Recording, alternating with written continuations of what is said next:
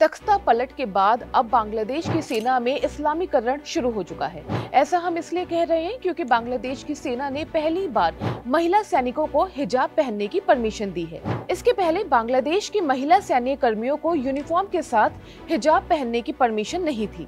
आज के इस वीडियो में हम समझेंगे कि किसके इशारों पर बांग्लादेश में इतनी तेजी से ये बदलाव हो रहे हैं और इसका भारत पर क्या असर पड़ेगा। हेलो हाय नमस्कार, मैं हूं गरिमा और आप देख रहे हैं स्विच। बांग्लादेश की सेना अब इस्लामिक कट्टरपंथियों के आगे झुकते हुई से नजर आ रही है। सिर्फ सेना ही नहीं, देश भर में कुछ ऐसे फैसले लिए जा रहे हैं जो ये दिखाते हैं कि बांग्लादेश में किस तरह इस्लामीकरण बढ़ रहा है। जैसे आप बांग्लादेश की सेना को ही ले लीजिए। बांग्लादेश की सेना ने पहली बार महिला सैनिकों को हिजाब पहनने की परमिशन दी है। बांग्लादेशी मीडिया रिपोर्ट्स के अनुसार अगर महिला सैनिक हिजाब पहनना चाहती हैं तो वो पहन सकती हैं। एडजुटेंट जनरल के ऑफिस से इसका आदेश जारी किया गया है, जिसमें महिला सैन्य कर्मियों के लिए हिजाब पहनना ऑप्शनल कर दिया गया है। एडजुटेंट जनरल के ऑफिस से जारी आदेश में कहा गया है 3 सितंबर को पीएसओ सम्मेलन के दौरान सैद्धांतिक रूप से ये डिसीजन लिया गया है, जिसमें इच्छुक महिला कर्मियों को अपनी वर्दी के साथ हिजाब पहनने की मंजूरी दी गई है। एडजुटेंट ऑफिस ने निर्देश दिया है कि अलग अलग यूनिफॉर्म्स जैसे कि लड़ाकू वर्दी, कामकाजी वर्दी, साड़ी के साथ हिजाब के सैंपल प्रेजेंट किए जाएं।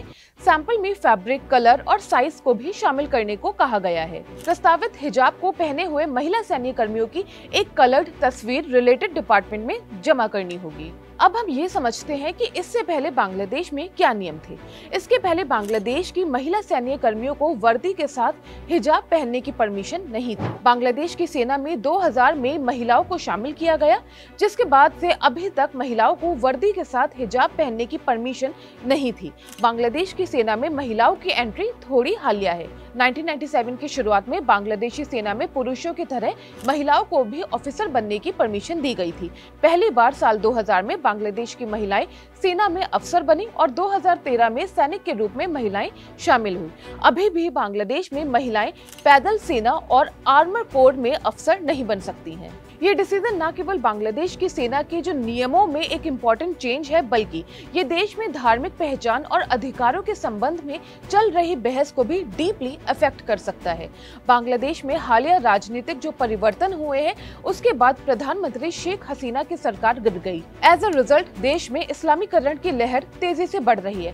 पहले कभी नहीं देखा गया कि बांग्लादेश की सेना कट्टरपंथियों के सामने इस तरह झुक रही हो। आपको बता दें कि 5 अगस्त को जब शेख हसीना सरकार का तख्ता पलट हुआ, जिसके बाद वहां की सरकार के प्रमुख बने मोहम्मद यूनुस वैसे तो नोबेल पुरस्कार विजेता है, लेकिन सत्ता में उनके आने के बाद से बांग्लादेश में लगातार जो बदलाव आ रहे हैं, उससे भारत की भी चिंता बढ़ सकती है।